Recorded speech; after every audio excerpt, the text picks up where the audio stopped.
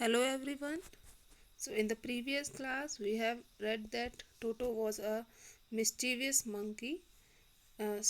So grandfather decided to take him along during his journey to Saharanpur.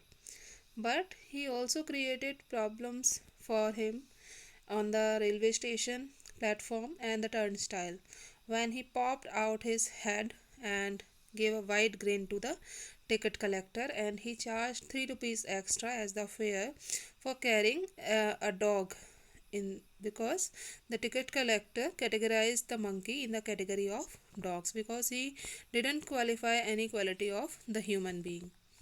Then the grandfather also showed him the tortoise and asked him about its charge also. So the ticket collector at that time tested this tortoise and told him that there is no charge for this tortoise because it is not a dog. Now let's continue.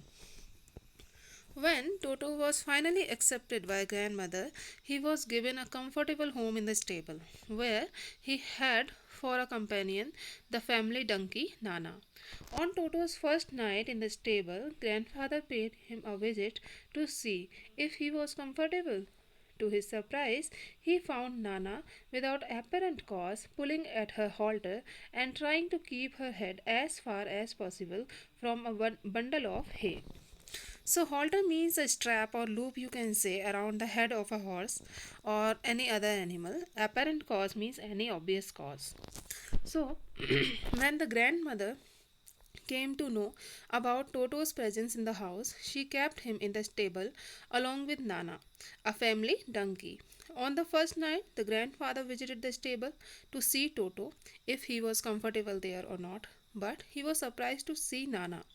She was quite restless, pulling her rope in order to stay away from the heap of the hay or straw, you can say. Now, grandfather gave Nana a slap across her haunches. Haunches means back, and she jerked back. Jerked means jumped, dragging Toto with her. He had fastened onto her long ears with his sharp little teeth. Fastened here means to attach. So grandfather hit Nana on the back in order to stop it. Nana jumped back suddenly, and Toto also dragged with her, which was attached with Nana on her long ears with his sharp little teeth. So they couldn't establish a friendly relationship between both of them. Toto and Nana never became friends. A great treat for Toto during cold winter evenings was the large bowl of warm water given him by grandmother for his bath. He would cunningly test the temperature with his hand, then gradually step into the bath, first one foot, then the other, as he had seen me doing, until he was into the water up to his neck. So in winter season, Toto enjoyed having a warm bath. He would pretend to be selfish, and before starting his bath, he used to check the temperature of the water with his hands, as he watched the author doing it during his bath. So he would copy the author and step into the tub one foot at a time. Finally, he would sit in the water with his face out of the water. Then, once comfortable, he would take the soap in his hands or feet and rub himself all over. And when the water became cold, he would get out and run as quickly as he could do to the kitchen fire in order to dry himself. If anyone laughed at him during this performance, Toto's feelings would be hurt and he would refuse to go on with his bath. One day, Toto nearly succeeded in boiling himself alive. So then he would rub himself with soap whenever he was comfortable in the water.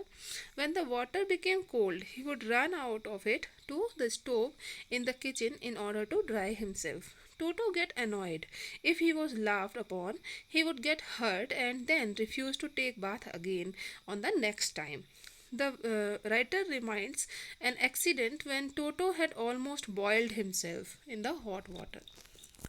A large kitchen kettle had been left on the fire to boil for tea, and Toto, finding himself with nothing better to do, decided to remove the lid. Finding the water just warm enough for a bath, he got in, with his head sticking out from the open kettle. This was just fine for a while, until the water began to boil. Toto then raised himself a little, but finding it cold outside, sat down again. He continued hopping up and down for some time, until grandmother arrived and hauled him half boiled out of the kettle. Hauled means pulled him out. So, uh, what happened one day when Toto came near by the stove after his fine bath? In a large kettle, water was boiling on the stove. Toto climbed up to the stove and removed the lid from it. He felt the water was warm enough for him to take a bath. So he entered the kettle with his head out of it. When the water started boiling, it became so hot for Toto. He thought of coming out of the kettle, but as the temperature outside was cold for him, he stayed in it. He kept on jumping in the kettle for a while. When the grandmother arrived, she was panicked and pulled out the half boiled monkey out of the kettle. So you can see that how naughty he was. If there is a part of the brain specially devoted to mischief, that part was largely developed in Toto.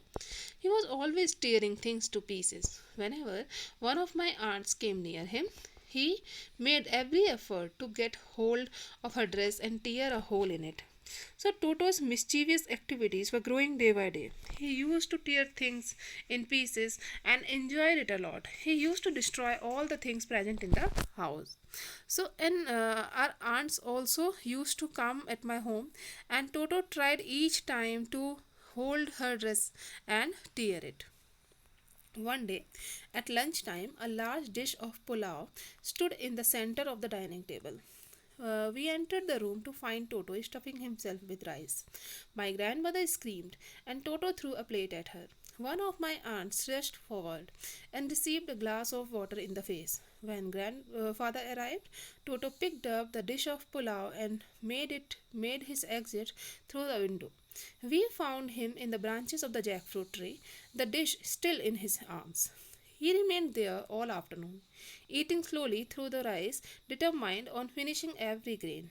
And then, in order to spite grandmother, who had screamed at him, he threw the dish down from the tree and chattered with delight when it broke into 100 pieces. Spite means to annoy someone. So, the author describes another incident when Toto created a lot of mischief. At lunchtime, a dish of rice was placed on the dining table. When the family reached to eat, they found Toto eating it. The writer's grandmother shouted at Toto, and in response, he threw a plate at her. When the aunts tried to catch Toto or to control Toto, he threw a glass of water in their face.